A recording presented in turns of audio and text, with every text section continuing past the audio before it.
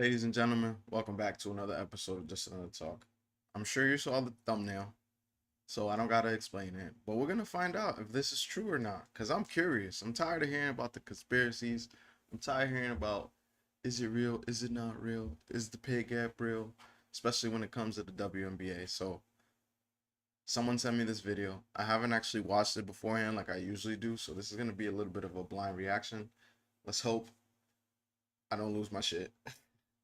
Not that I expect that, but also if you're watching, just make sure you like the stream. If you watch it after the fact, just like, comment. It helps out the algorithm, helps push the video out to other people, and I really appreciate that. So, without wasting any more of your time, let's go ahead and get right into the video. If this thing will cooperate with me, let's see. There we go. All right. To points. Well, in 2024, the median salary for WNBA players was just 2% of their NBA counterparts. And you could argue that the men's game simply makes more money, a lot more money. But when you consider it in terms of percentages, NBA players are paid around 50% of the league's revenue, while the women get only a touch over 9% of the revenue. So, Catherine, let's start with you. Is that fair? Oh, of course it's not fair. In this modern day and age, we need to pay the women equally. And, I come from the world of professional cycling where we're struggling with the same gender pay gap. And no matter what sport, across the globe, the fact that women's sports are, and not even sports, women across the world are being paid less than men.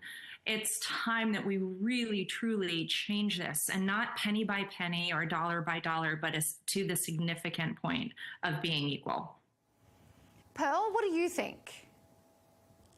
What is the difference between profit and revenue? You guys know it? Okay, obviously you've got a point to make, so go ahead.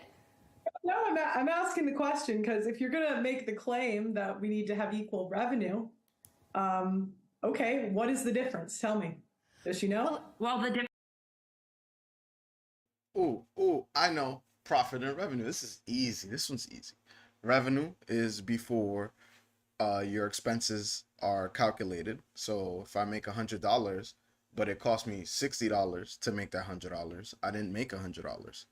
And profit is if I made $160 and it cost me $60 to make that 160, profit is 100. So profit is after expenses, revenue is before expenses. That was an easy one. Come on, bro. That was an easy one. The difference is visibility and the fact that women aren't seen on the visible platforms the way that the men actually are. That's not correct. You don't know it? No, I'm afraid you don't know it. Visibility. This is gonna be a good debate, ladies and gentlemen. Oh boy, strap yourselves in because we about to have she said visibility is the problem. Ma'am, in a business, if you provide a product that is worth people's time, guess what happens? People pay for it. If you provide a product that is not worth people's time, guess what happens? People don't pay for it. Let's see where she's going. Maybe I'm wrong. Maybe I'm the wrong one, and she is extremely right. Let's give her a chance. But Pearl, to go back to the question that we posed, is it fair that the women get a lesser percentage of the money that they make for the sport? I don't know the answer to that question. That's amazing to me. Revenue is how much the league brings in. Profit is how much it brings in minus expenses. So I don't really care if you bring in $200 million, but you spend $300 million, then you're still losing money. So revenue doesn't I'm matter. going to jump in here if and point out a couple of things, and glad to be with all of you today. First of all is that obviously it's not nearly as simple as profit versus revenue, because you have, for instance, owners of WNBA teams who are having their assets grow exponentially. So whether the profit or loss comes in at X amount of money, that doesn't take into account the fact that teams that were worth $10 million 5 years ago are now worth $400 or $500 million as well. There's no shortage of investment that comes in. But there is a larger problem here, and that is centering men around these questions rather than, I let you speak. I'm going to go ahead and finish. Centering men. Actually, no, you didn't let her speak. You cut her off in the middle of her trying to prove a point. But the profit doesn't matter when assets are ballooning. That doesn't make sense. Just because the asset is worth more doesn't mean that you're not in the negative. Like, I might have bought the team for 10 million 5 years ago, or let's just say a year ago to make the math easy, and now it's worth 50 million. But if it cost me $100 million in said year to make if it cost me $100 million for this asset to grow 50 million, I'm still in the red for 50 million. Like, what is homeboy talking about? My guy needs some help. I think his maths are not mathing, as the kids say nowadays. And around this, instead of simply coming up with a basic answer to the question, what is an appropriate amount of the total revenue that players should receive from a league, whether it is a men's league, whether it is a women's league, and then figuring out profit versus revenue, what money goes into expenses, what money goes into investment in something that grows the league's bottom line for its owners. This is the gray area where things actually get determined. And so, no, the world is not nearly as black and white as profit versus revenue. I mean, I think it's pretty black and white that if you're spending more than you're making, you can't really justify a pay increase. I think it's pretty simple. If you are investing in something that's worth more over time, how is that not relevant to the overall revenue that's coming in? If you have purchased a house that continues to go up in value and you own the house, your ultimate bottom line, your assets are worth considerably more. How is that not a part of the equation? Because you're welcome to disagree, but pretty clearly a number of owners don't view it that way, which is why 3 different WNBA owners in expansion just paid $250 million a piece to do it. They didn't do that so they could go in and lose money. I don't think you can really compare it when the NBA brings in $11 billion a year and we're losing $250 million. We're making less money. So nobody actually said they're losing $250 million. That's a made up number. But why are you comparing to the NBA at all? What I'm asking you is a different. All right. Time out. My boy, he even in a house, just because your house goes up to, again, 100K house goes up to 400K, that doesn't mean you have 300K. That means if you sell the house, you made 300K from your initial investment. But if you haven't sold it, you can't try to act like you have 300 million. Now, can you borrow against that 300 million? Yeah, you can. Oh, excuse me, that 300,000? Yeah, you can. But that doesn't mean that you have $300,000 in your account because your house went from 100,000 to 400,000. Like, I don't get what he doesn't get about that. And maybe I'm the dumb one, and maybe my math is not mathing. I don't know, guys. You tell me. What do you think? Am I wild for thinking this way? Is it crazy to think that? I don't know. Let's see what other kind of crazy concepts my boy got. Question. What is it about the WNBA that means that players shouldn't receive 50% of revenue if that's the percentage of revenue that NBA players and leagues across the world make?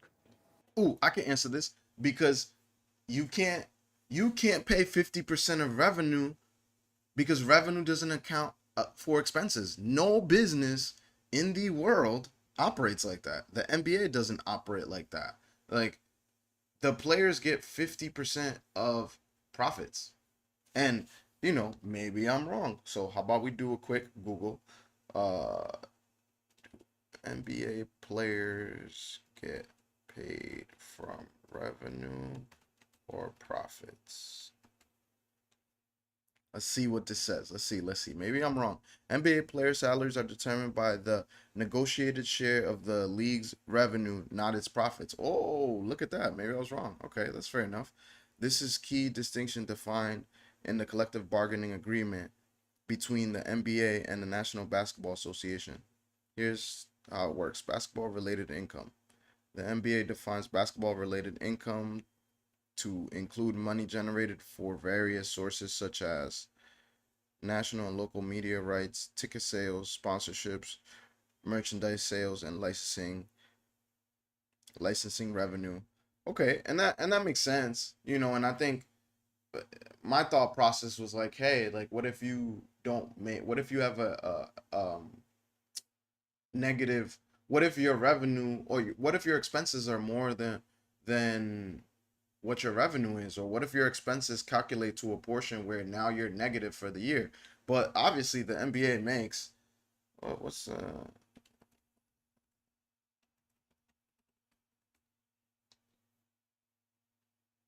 annual revenue is generated from a variety of sources, with the most significant being broadcasting rights, sponsorship tickets. Okay, let's go with how much money did the NBA make in 2024? Let's look at this.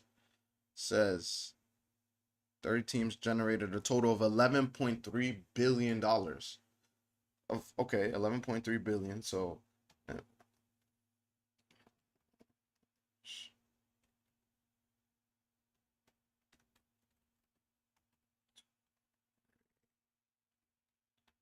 let's see what the operating expenses were for 2024. So in 2024, the NBA's total valuation, what? NBA's revenue reached 11 point. This figure represents 13% increase. Yeah, I don't care. What were operating expenses for the NBA in 2024? See what it says.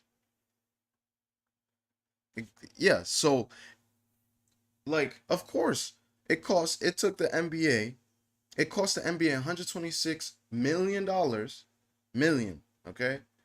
$1 million to make 11.3 billion dollars. So yeah, we can do a revenue share where the players ultimately get what, 5 point something billion dollars, where there's still a whole nother 5 point something billion dollars left over, and you subtract 126 million from 5 point whatever 5 point because it's 11, so you can do what, I don't know, 5 point, yeah, like 5.5 billion, something like that. Maybe like 5.4 billion. And what, 126 million minus 5.5 billion is, I don't know, it's like 4.9 million, 4.9 billion. Like they still make out like that. That's what they need to understand. And he also said that they lost revenue. So how much revenue did the WNBA make in 2024? So in 2024, the WNBA made 200 million. Okay. What were operating costs for the WNBA in 2024? Based on available reports in 2024, total operating expenses were approximately 250 million. You made 200 million. It cost you 250 million. You lost 50 million. Like what is the debate? What is the debate? I don't get it. let's see, total operating costs is 231 million. Player compensation is 18 million. Total expenses 250. Total revenue 200. Profit loss 50 million. This loss occurred even as league revenue grows to over 200 million in 2024, a significant increase from previous years. However, sources indicate that historically the WNBA has generally lost around 10 million per year. The larger loss in 2024 is partly attributed to a new $25 million expense for chartered flights introduced that season. And we all know why they got chartered flights. We all know what player caused that. I think her name is Caitlin Clark. Ay, ay, ay. Because they're Agreed. unprofitable. And leagues across that's the percentage of revenue that NBA players and leagues across the world make. Because they're Agreed. unprofitable. It's never been easier to start a podcast.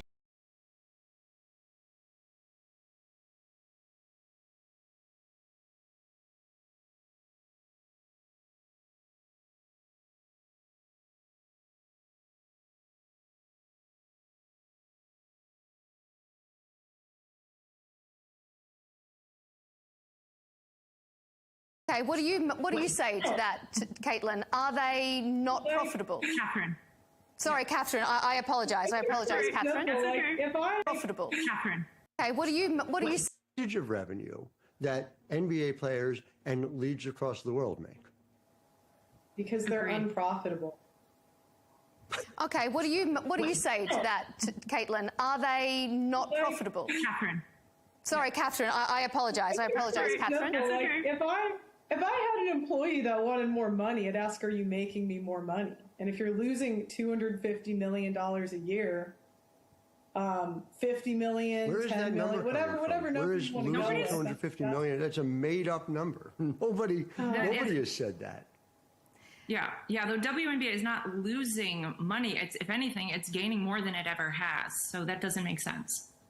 Is it Revenue has gone profitable? up Is it considerably profitable? year after year after year. That's the open question, of course. We know that a majority, if we're going to stick into the reality-based part of this, we know the majority of I mean, it's WNBA less teams unprofitable. earn money. We know the fact that the WNBA just signed a new media rights deal. For those at home who want to know how this really works, the media rights deals are the engine financially that drive profitability or loss with leagues for a long time. And through 2025, the WNBA media rights deal, which was signed 10 years ago, did not allow for that. But a new media rights deal that values the work that's being done on ESPN and other partners alone at 200 million rather than 33 million changes the numbers. When we look at attendance going up, the revenue changes significantly. And so you put all that together and ultimately, yes, the numbers are up considerably, but yes, it's a made up number. I literally don't know where you got they it from, profitable? but it has nothing to do with profitable, yes the or moment. no? I think you may have Are they confused profitable? Are they profitability with profitable? expansion fees. Okay, well Yes, we know and that I just TV explained to you viewership. in the many ways that they are. We know that What else you TV want? viewership has gone up 30% in the past year. Revenue for the WNBA has doubled since 2019. But not So profit. is It's Catherine, not- give it's us still a give us profitable your law. interpretation Yeah. of whether or not we are seeing a lack of interest in women's sport, or is it that it just doesn't seem that there's fairness in the profits? Oh, women's I sports absolutely agree that while there's not yet fairness in the profit, we are absolutely seeing an uptick in the viewership of women's sports. And the most wonderful effect that Caitlin Clark has had is that it's not just been her presence in basketball. She has completely made people across the world pay attention to women in all sports. And so we're seeing, the wave of Caitlin in the most wonderful way. And people are finally tuning in and following that whatever sport they might be following, whether it's soccer or cycling or women's ice hockey, there is a Caitlin Clark in each sport that is making this incredible move forward for all of us. And we're thankful for what's happening within the WNBA.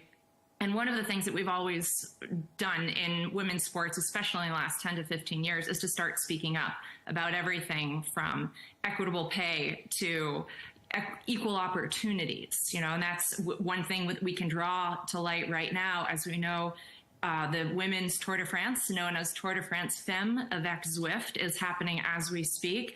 And this is a race that has long been coming down the line for many of us who fought to bring it to the airwaves and to the visibility, and not just that, but into existence. And the fact that that is now happening, and the cycling world is seeing a return of investment, not just in women's cycling, but in all. Pearl looks bored. This is crazy. Like, they're still not. I don't see their point. If you guys see their point, please let me know. Put it in the chat. Drop it in the comments. Let me know, because they lost me the moment that they refused to. First off, they don't know the difference between profit and revenue. Second off, they refuse to look at the real numbers. And oh boy over here is like, oh, those numbers are made up. I mean, technically, all numbers are made up.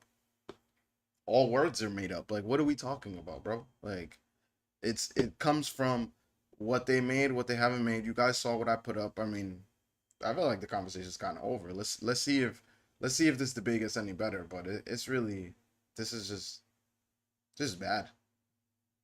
Cycling, because more people are tuning in, more people are able to finally say, it doesn't matter if it's a man or a woman who I'm watching race or participate in sports. All I want to do is see some great game being played, and that's finally what's happening. So when we talk about the return of investment and profits and losses, we have to look at a much bigger picture, and not just where this has come from, but where this is now and where it's going. What do you make of that, Howard? The idea that is it fair pay for the same amount of effort that they put in? Does this always need to be distilled down to profits, or are we talking just good old-fashioned gender exploitation? Can you please just hear me out? Good old-fashioned gender exploitation. You hear this? You hear this nonsense? Like, what are you talking about? No, all work management platforms are the same. They take forever. I'm confused at what that even is. Like, why is it gender exploitation if you're not making enough money and nobody wants to watch the product? Like, it's not, you're not being exploited. If there's any exploiting being done, it's of the fans. What are you talking about? Howard, can you hear us? I think we may have an audio issue there with Howard. So let me put that to you, Pearl. What do you think? Howard's acting like he can't hear you because Howard don't got a defense. That's what's going on. Yeah. What about the fair pay for the effort that they put in? Women are very lucky in this society. We are so lucky to even have women's sports at all. I think we're incredibly lucky to be able to play sports even though we operate at a loss. And it's very frustrating when I hear women whining and crying about not getting paid enough. When I have family members that are in the military, I have family members that, do the hard jobs in society, and you guys are crying because you're not getting paid enough to dribble a basketball. Nobody watches women's sports. No one does. I played sports for 20 years. That is totally insulting. The reason people are tuning in for Caitlin Clark is because of the drama. So people kind of like to see the cat fights on the court. Nobody's tuning into the WNBA to watch a bunch of missed layups.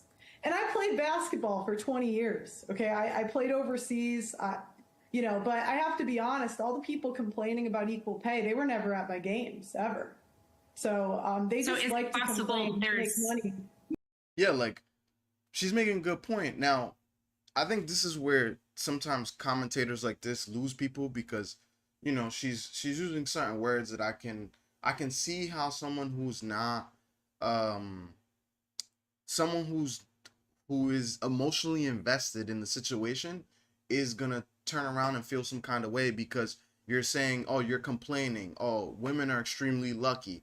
I can see how that I can see how that would piss some people off and be like, what do you mean we're extremely lucky? We're also human too, like, you know, and it allows for these kind of low awareness, low IQ train of thoughts behind it. But I think she's still right in the message she's conveying. It's like ultimately, like, there's not very many other countries that can have a situation where people are being paid despite the company losing.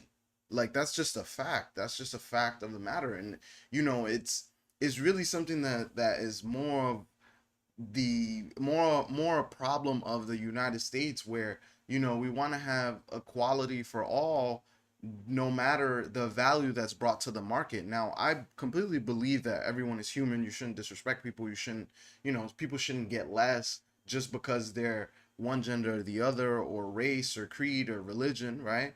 But we also have to be frank and understand that if you're not creating a product that brings value to the market is going to tell you that.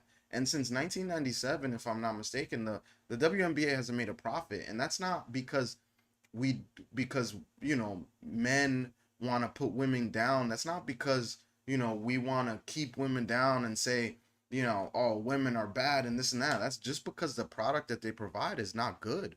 It's not good. It's been around since 97. You would think that by now, if there was a want for the market, if there was a need for this product in the market would have responded. I mean, you look at any other league, whether it's NHL, whether it's MLB, whether it's NBA, whether it's NFL, like, all of these leagues have grown exponentially to the point where some of these contracts are beyond ridiculous. Like, you have these guys, these athletes that are making ridiculous amount of money. Now, you move it to something like maybe volleyball, or you move over something like what's another prominent women's sport, I can't really think of anything off the top of my head, or gymnastics or anything like that. Like, these athletes are paid handsomely. Why is the WNBA the only well, the WNBA and soccer, if I'm not mistaken, I believe it was the women's soccer team that at one point were complaining, but the other leagues that I mentioned, or, you know, I guess you would say they're Olympian, but regardless, they're women who play these sports. They don't complain about their pay. Why? Because there's a market for them, and they're operating within a profitable league. Now, I could be mistaken about some of those because I don't know a lot about volleyball, but you don't hear them complaining the way the WNBA complains. And so, to have this level of expectation that I deserve to get this just because I'm performing the service. Well, if your service sucks, you don't deserve anything. Like, I mean, prime example is, like, I've owned multiple businesses, and I understand I've opened businesses and they don't make me any money. They're not open anymore. Like, it's really simple. It's like, how is that not understandable? And I can't sit here and turn around and say, oh, it's because I'm black that my business didn't make any money. No, it's because I provided a shit product. Therefore, what happens? You don't get any revenue. You don't make money. It's like, I don't get this train of thought. I don't get where it comes from, and I think it only happens in America, unfortunately. You guys make Is money it off possible of there's some complaining. jealousy that of where the league is now compared to where it was then? Because people are not tuning in for Yeah, the like a drama. year They're ago. tuning Wasn't in that long ago. for the ability to So, play basketball, go which ahead. Caitlin demonstrates so beautifully that she is fully capable. She's a fantastic ball player. And Yeah, so she's good I'm for a woman.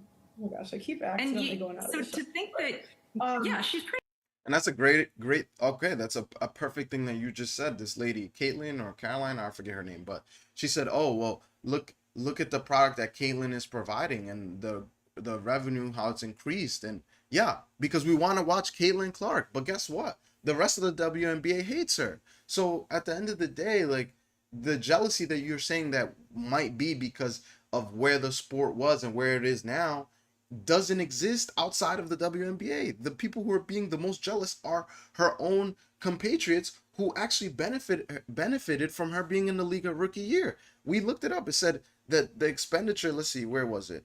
Part of the reason that it came out so negatively, let's see, the loss occurred as league revenue grew to over 200 million in 2024, a significant increase from previous years. However, sources blah, the larger loss in 2024 is partly attributed to a new $25 million expense for charter flights included that season.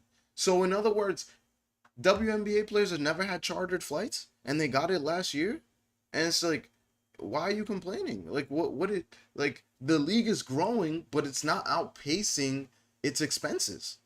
Like what is her argument? She lost me. Yeah. So I mean, women are not whining. Fighting for equal pay is not whining, and we are. Well, the world is lucky that there gets to be professional sports league for men's or for women's. You know, either way. We're not, we're not just lucky. We create our own luck, and women's sports have developed because of that. There is a man in Alaska that dies so we can get crab meat. Every boat that goes out, it's like 3 months long. There's a guy that literally dies. Those are the work conditions they go in. And I never see them complain. I never see them whine. You know, I have cousins that do hard manual labor construction where they're sacrificing their body to keep this society running. And you guys are crying because you're not getting paid enough to dribble a basketball? Screw you. Like, that's how I feel. Nobody's crying. That's how I feel about it. You guys are lucky to have a league to begin with. You don't make money. So if you want to get paid more, increase the profits, not the revenue, which you guys didn't even know what the difference between the two was. Like, and that's the challenge that I'm getting is, you guys are crying and you have no idea how entitled and privileged you are. Whether we're talking about revenue, whether we're talking about I just said it. She said entitled, and I understand. I get that part. Like, that's entitlement. Like, you're making no money. Like, I don't know how many other times I can say this, how differently I can say it, but Pearl's right, and I can see it from her perspective. Profits. We know that TV ratings are up for women's basketball 23% on last year. Attendance is up 13% in 2025. Ticket sales are up 26%. And league-wide merchandise is up 450%. So how can you say that no one's interested, Pearl? Hitting your goals has nothing to do with discipline. The real culprit. Stupid commercials. I hate these commercials. Somebody save me from these commercials. Anybody, somebody.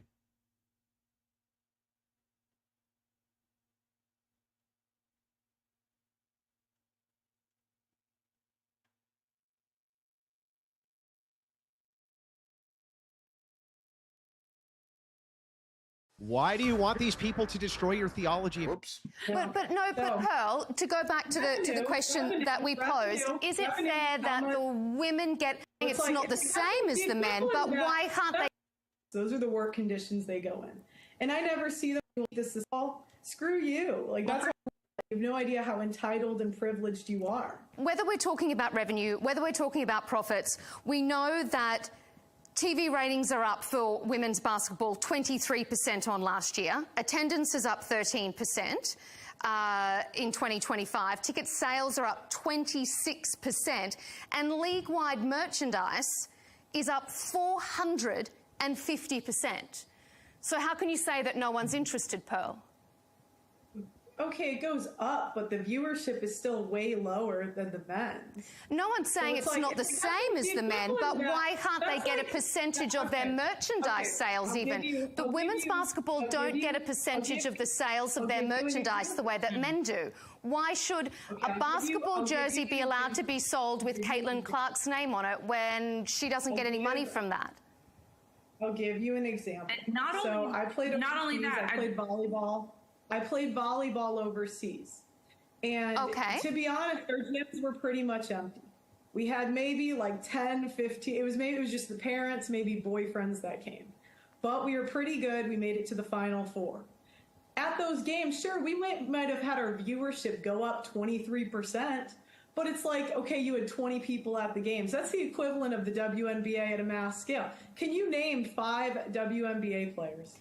But Five. just Not- because not- people might not be Ooh. turning up for some sports, if they're turning up and selling out stadiums for the WNBA, isn't that evidence that there is Not more? really. It may be Not- still a small. I think I can name 5. Let's see if I can name 5. Caitlin Clark, Angel Reese, Sophie Cunningham, Kelsey Plum, fuck.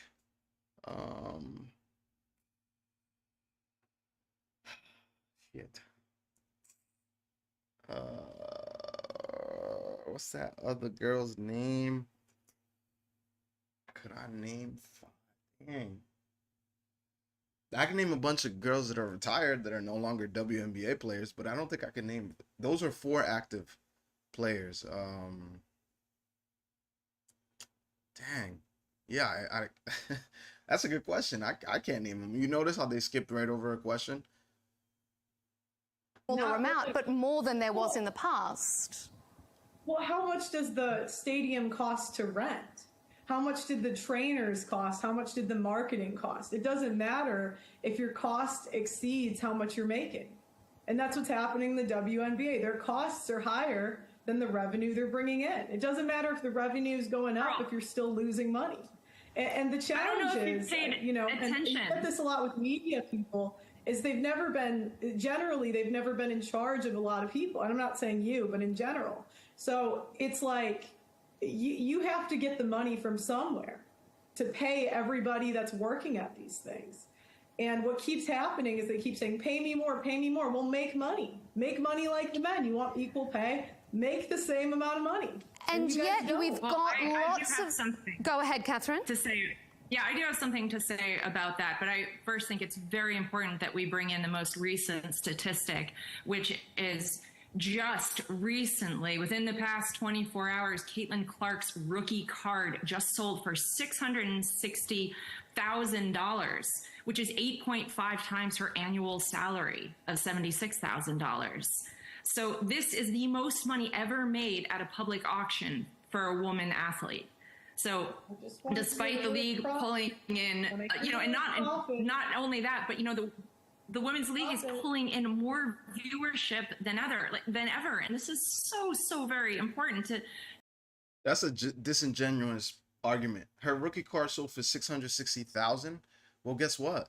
That's not league profit. That's the value that the fan attributed to her rookie card. Like, that's it. That is not reflective of what the league is making. So your argument is still nullified. What's the point? So what? Like, you know what I mean? Like, what do you?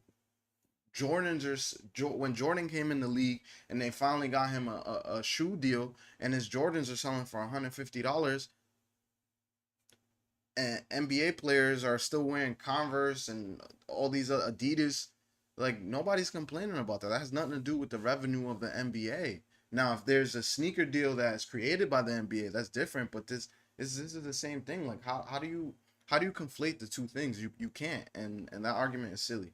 To keep current with what's really happened, and what's really happening right now, because I know in the past the viewership wasn't there for so many women's sports, but we are changing that. That's what's going on right now. It's happening across the globe, especially with the different streaming visibility platforms we have. Need content fast? Generate scroll-stopping videos in minutes. Oh, this conversation is kind of getting annoying. I'm not gonna lie. Like, it's not. I can only say the same thing so many times before I'm just like, yo, like, what do we, like, at what point do you not get it? Like, why do you not understand it? We have Oh, my boy's back. Look at him. got Howard back. Welcome back, Howard. We had a technical. For the record, he's not my boy. I say that to everybody. That's not my guy. I haven't agreed with anything he said yet. glitch and we lost you there. It's good to have you back. We're going to move on to our next segment of the show. We've been talking about fair pay. Let's talk about media attention, because there is no doubt, while it may have been from a smaller number than the men, audience figures and audience numbers for women's sport is increasing. But yes, it still lags behind the numbers that the male leagues capture. For example, if we turn our attentions away maybe from basketball to women's football, an estimated 3.4 million people attended the men's FIFA World Cup in 2022, while the women's tournament in 2023 drew a crowd of a bit less than 2 million. So there is still a disparity in the number of people who are willing to pay money and turn up for women's games. So Howard, you're a sports commentator.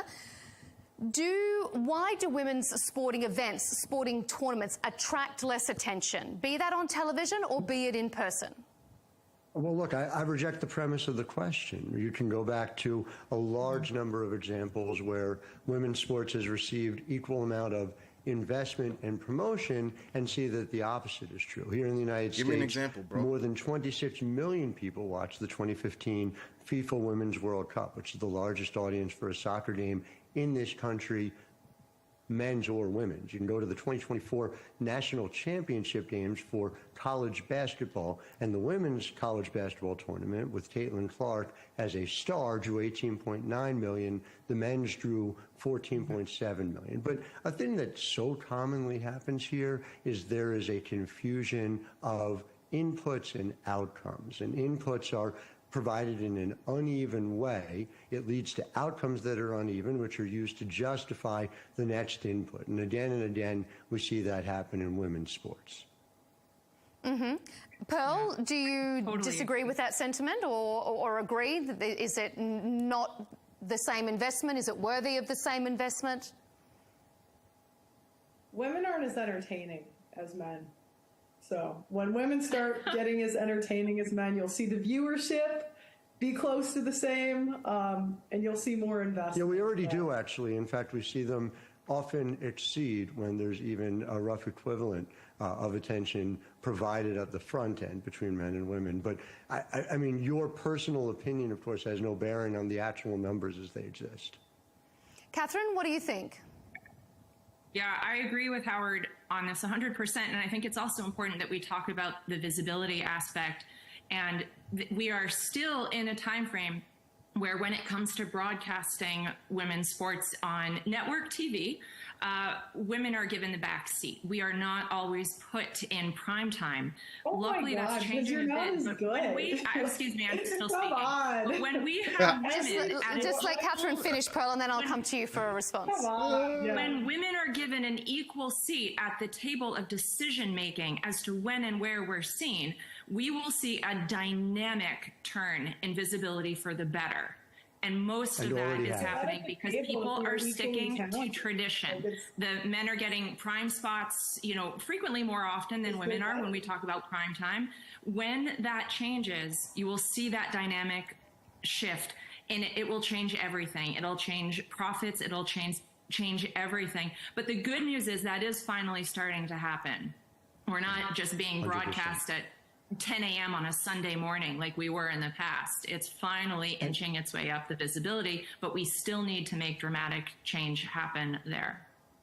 And the flip side about it, and something that's so encouraging, is as we see it happen more and more, those are driving further decisions. Quite frankly, that's what we saw with Caitlin Clark. Caitlin Clark happened to be a freshman the year that ESPN started broadcasting every single NCAA women's tournament game. The first time they finally decided to put a game on network television, ABC here in the United States of America, it drew 1.6 million people, helped drive decisions that led to more and more visibility, that led to more and more people seeing it. This is a very simple thing. Yeah, people cannot follow a sport because of the drama associated.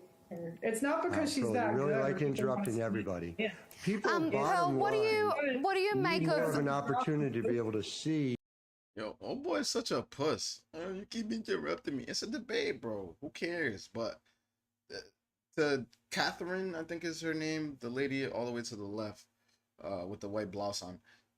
she's saying, oh well, we're not being put on the moment that we get a fair seat at the table and we're not put on at 10 a.m. on Sundays. Well, why are you put on at 10 a.m. on Sundays? Like, think about it. And then, even old boy over here, I don't know, Howard, he's saying, oh well, Caitlin Clark is changing that. Why is she changing that? Because people want to see her hit logo threes. Like, people, nobody wants to watch WNBA players miss layups.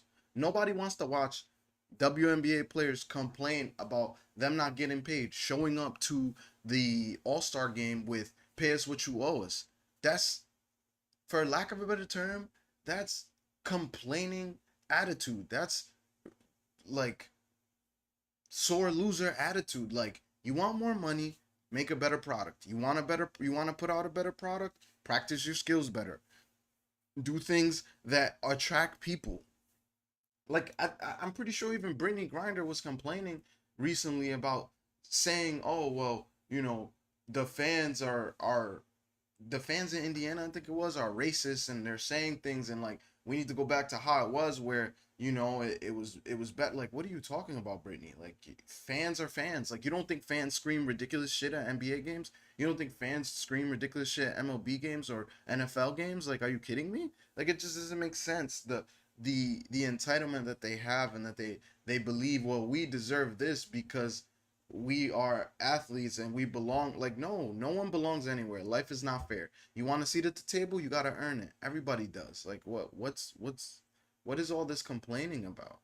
Damn, now I sound like Pearl. She just annoyed me. Like, this conversation is annoying. I don't know if I've been, we're at 21 minutes, and neither of them have made a point that I can sit here and be like, all right, well, I understand it. Like, even with the college basketball aspect, where there was a higher viewership for women's college basketball than men's college basketball. It's like, you also have these schools who have other streams of revenue. If the school only had women's basketball as a stream of revenue, I'm pretty sure it wouldn't be as prominent. Also, the difference between schools is you have everyone in the school paying attention. Everyone in the opposite school with the TV on, the parents of the kids. Then you have places that, like bars, that profit from the NCAA tournament and the overall atmosphere that's built around NCAA, the drama that it builds about one person's alma mater facing against somebody else's alma mater. So you got to account for the people that went to the school, and then you account for the people like me, who I didn't go to any of those alma maters, but I tuned into Iowa versus LSU. Why? Because of the storyline, because Caitlin Clark shoots logo threes, because of the shit that Angel Reese was talking about. Of course I tuned in, and I'm gonna tune in. But I'm not tuning in to a regular WNBA game when there's no storylines, there's no drama, there's no reason to watch. There's nothing that's enticing for me to watch it. Like, I don't understand how they don't get that. In a capitalistic society, this is what you get. The market decides what's good, what's not. It's that simple. Like, what do we complain about? These sports happen. When they're able to see these sports happen, able to follow these sports, able to get more media coverage for these sports, what we see again and again is people are buying in at a same, if not larger number than oftentimes on the men's equivalent. But bottom line is a huge growth we're seeing throughout women's sports, where they get these opportunities to show what they can do. And Pearl, you were saying that women just aren't as entertaining, but what do you make to Howard's point that a hugely greater number of people tuned in to watch the women's football team play their matches in the US women's football team than any US male football team? I mean, it may happen for a game, but across the length of a season, the viewership's always higher for the men. Imagine being able to build any... Exactly. Yeah, like, the viewership is gonna be higher for a length of a season. It just is. The machine, there's a bigger machine behind men's sports, not because it's men versus women. I mean, not because it's men, it's because there is more reason to tune in. Like, it's just straightforward. I couldn't break it down any better. I can't explain it any better. What do y'all complain about? This panel sucks. People value for the men for a game, but across the length of a season, the viewership's always higher for the men. Always. What about the argument that if you don't value it, if it's not prioritized, people can't see it? So if it's not prioritized on the screen, people can't value it. You guys are in show business. There will be small YouTube channels, tiny YouTube channels, where if they have an entertaining clip or an entertaining segment, their whole life will change overnight. If women's sports was that entertaining that people would want to watch it, the clips would go viral and people would find a way to watch it, but it's not entertaining. And so what happens is whenever women take I can tell you how often the clips go viral. Whenever women, but that's why we're seeing the numbers. Whenever women take an L in life, the world has to tell them they're not taking an L. And so what happens in women's sports is we're not making money, we're not really having the viewership the men are having, and it's an L, right? We're just not as entertaining. Instead of the world being honest with us and saying, hey, you guys should be more entertaining and do a better job instead of blaming the men, what it does is it says it's not your fault because you don't have a seat at the table, gender pay gap, blah, blah, blah, when really the burden of performance is on us to be entertaining and get the viewership. Okay, Howard, is it about being entertaining or is it about being professional? I mean, this is a false choice. Again, we've just been able to provide you a tremendous amount of data on audience, on attendance, on revenue. No, you haven't provided data on revenue. Like in the first 20 seconds of the video, you could Google it, you could see it, and you're still sitting here, Howard. Like I don't get what Howard sucks. I don't like Howard. If you guys can't tell, I really dislike Howard. You again and again, and ultimately it's going to be up to your audience to decide, right? Do you believe the massive increase in audience? Do you increase the attendance? Do you see the increase in revenue? Or do you just decide, well, Pearl said they're not entertaining, so I guess we got to listen to one random person? I'm going to go with the preponderance of the evidence personally. And actually come up with a conclusion. What happens is you guys are nerds, right? So a lot of nerds, what they want. Okay, we don't need to resort to name calling. So let's. I mean, he just said she's a random person. A nerd is a nerd. That's not name calling. It is what it is. I nerd out for certain things. Like I love stats. I love diving deep into stats. You can call me a nerd stat. This dude, it's like I want to hear a point. Let me let her finish. Let's keep the name calling out of it. But Catherine, let me ask you this, Catherine, to get a just a moment, Pearl. Just a moment. Thanks, Pearl, and we'll throw a question to Catherine. Don't believe what's in your real life. Okay, Catherine, I'm curious about your opinions on this. Pearl, Pearl, know what the WNBA is. Thanks, Pearl. Just a moment, thanks, and we'll come back to you for a response.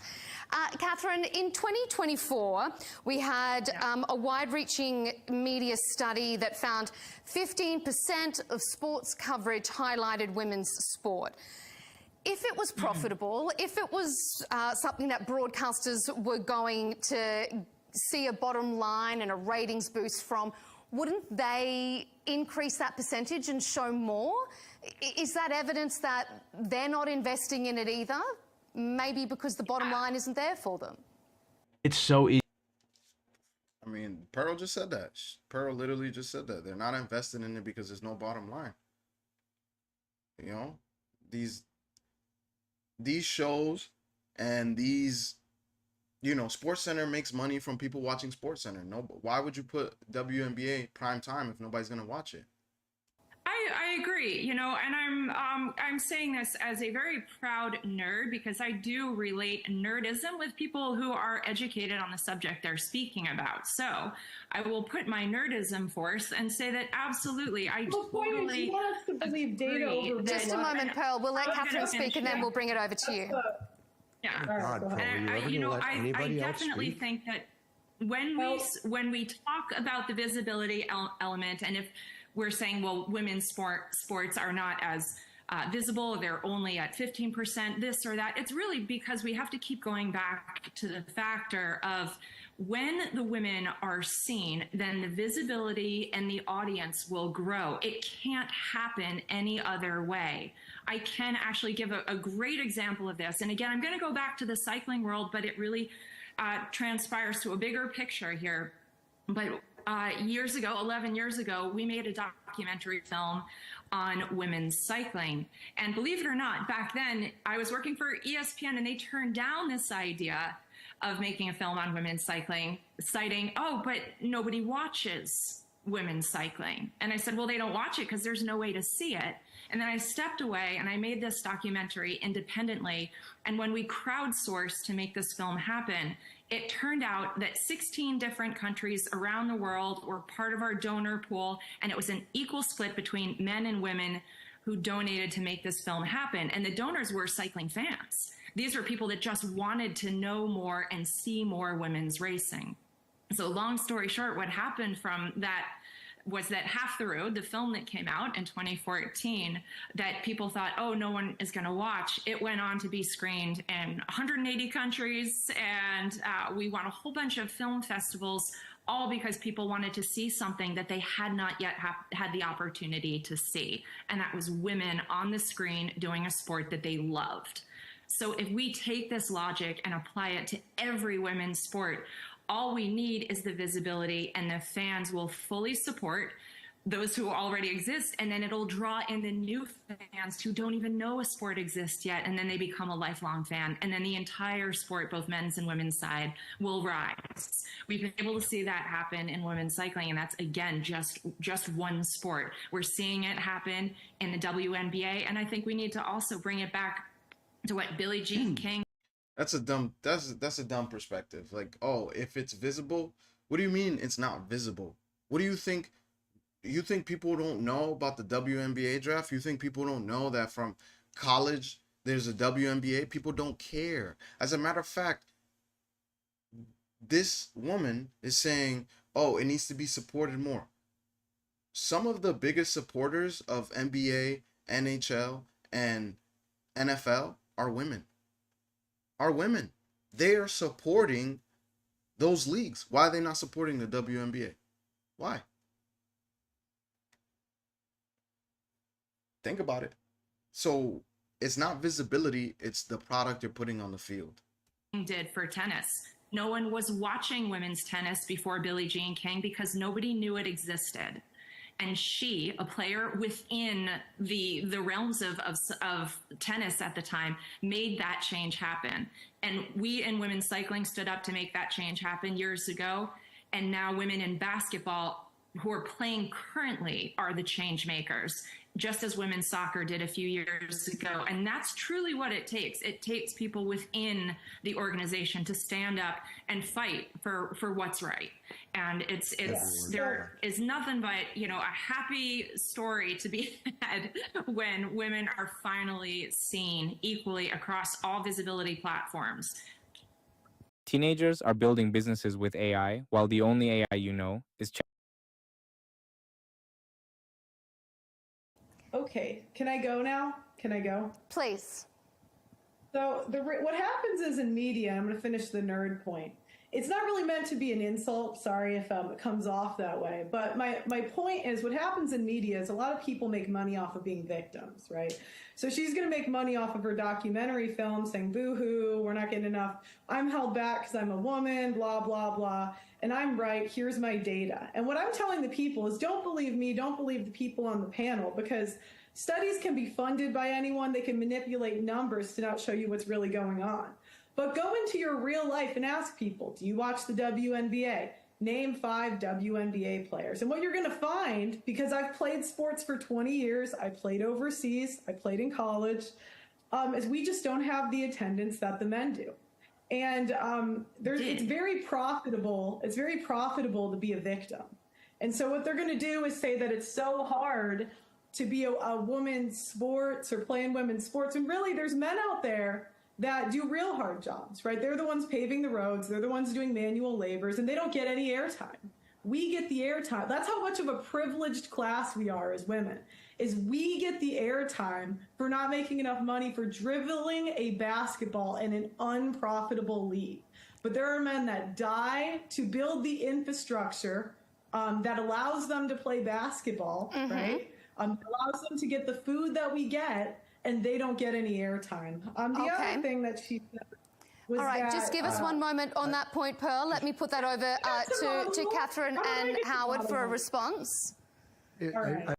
Yeah, I'm tired of this. I don't really want to watch. I don't really want to. I'm all set.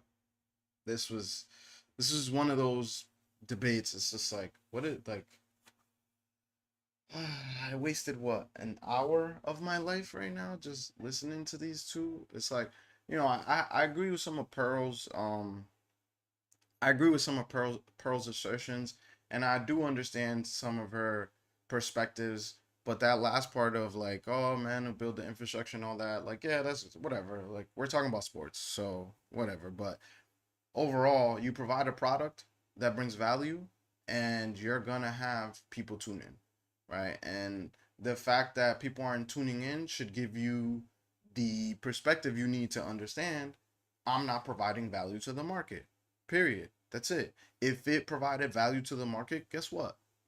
ESPN, ABC News, TNT, all of these other Amazon, Paramount, all of these companies would be vying for the WNBA games to be shown on their platform the same way right now the NFL is going basically bonkers, getting a ridiculous amount of money for putting their games on these platforms. It's really that simple. It's not a man or woman thing, especially when it comes to sports. It's about entertainment. If you don't entertain, you won't have people in the seats. You don't have people in the seats, you don't make a lot of money. And the fact that they're making money, and they're making a handsome amount of money. I don't even know how many games does the WNBA play, right? How many games in a WNBA season? There's 44 games. So you're telling me that some of these ladies get paid anywhere from 60,000 to 70,000, right? Let's do the lower end. 60,000 divided by 44. So you're making 1,300 per game. And really you're just playing basketball. The team facilities provide you with everything else you need, food, accommodations, and you're getting chartered flights. And you're making 60 grand a year, some 70, some more. Like, well, I don't get it. Like, there are people out here who are living on $30,000 a year. Like, what is the complaint? I don't know. Look. This was one of those videos. I don't even know why I started this video. I thought it was a good idea. Turned out to not be the best idea. They didn't prove anything.